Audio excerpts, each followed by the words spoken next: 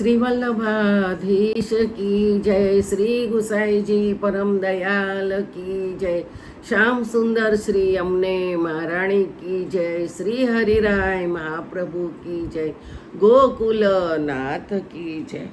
આપણે 84 વૈષ્ણવની વાર્તાનું રસપાન કરીએ છીએ. એમાં વાર્તા 58મી આવી છે.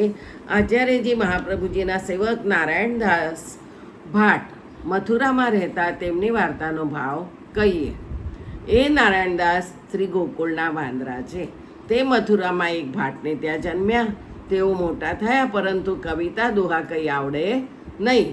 વિશ્રામ ઘાટ ઉપર બેસી રહે, જે કોઈ કંઈ આપી જાય તેમાં જ નિર્વાહ કરે. પછી શ્રી આચાર્યજી મહાપ્રભુજી ત્યાં પધાર્યા અને વિશ્રામ ઘાટ ઉપર સંધ્યાવંદન મધ્યાહ્ન સમય કરતા હતા. ત્યારે નારાયણદાસ ભાટે આચાર્યદાસજીના દર્શન કર્યા.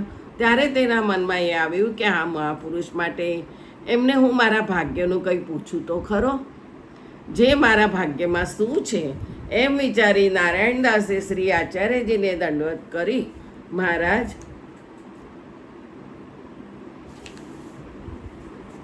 અમે એવા મૂરખ કેમ થયા? ભાટ થઈને ન કવિતા આવડે, ન દોહા આવડે, સારું બોલવું પણ ન આવડ્યું.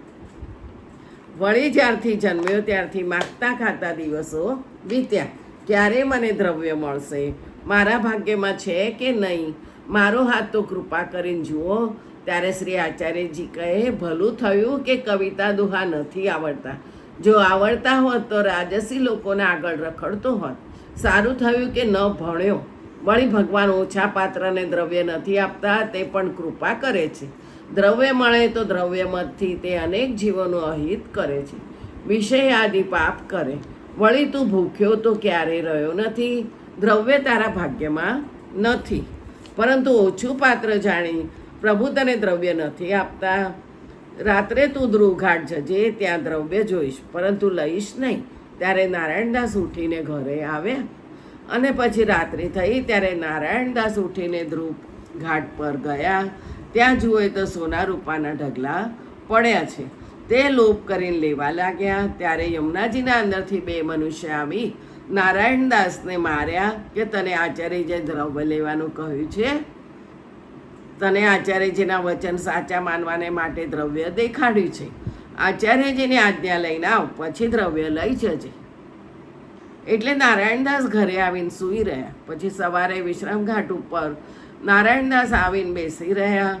શ્રી આચાર્યજી જ્યારે પ્રાતઃકાલે સંધ્યા કરવાને ઘાટ ઉપર આવ્યા પધાર્યા, ત્યારે નારાયણદાસે દંડવત કર્યા. શ્રી આચાર્યજી કહે, આખર પશુ તો ખરો, વિશ્વાસ નહીં. ત્યારે નારાયણદાસે વિનંતી કરી, મહારાજ, આપના વચન બધા સાચા છે. ધ્રુવ ઘાટ ઉપર દ્રવ્ય જોયું, તે લોભ કરીને લેવા લાગ્યો. ત્યારે 2 મનુષ્ય જળથી નીકળીને મને મારવા લાગ્યા અને કહે કે આચાર્યજીની આજ્ઞા હોય તો લઈ જા. તો મહારાજ, એ 2 મનુષ્ય કોણ હતા અને આપે મને પશુ કહ્યું તેનું કારણ શું? તે કૃપા કરીને કહો.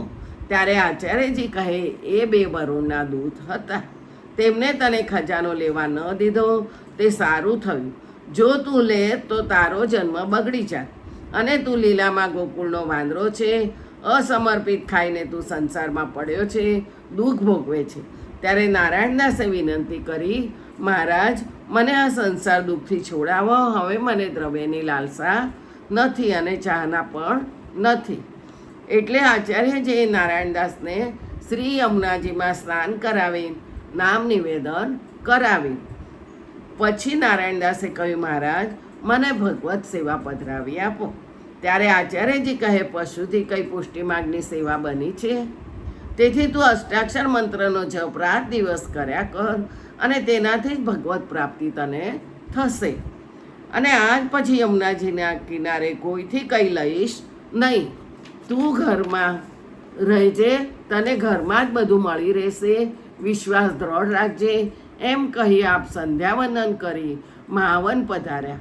નારાયણદાસ ઘરમાં આવીને બેસી રહ્યા. અષ્ટાક્ષર મંત્ર મુખથી કહેવા લાગ્યા. તે જ દિવસે 1 જણ ₹10 ઘરમાં દઈ ગયો. નારાયણદાસને વિશ્વાસ વધ્યો. પછી ઘરમાં જ રહેતા આચાર્યજીનો આશ્રય કરી અષ્ટાક્ષર જપ્યા કરતા. વાર્તા પ્રસંગ 1.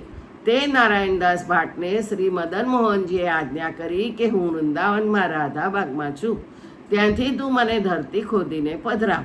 ત્યારે નારાયણદાસ વૃંદાવનમાં જઈ રાધાબાગમાં ખોદીને શ્રી મદન મોહનજીને પધરાવી મથુરા લાવ્યા.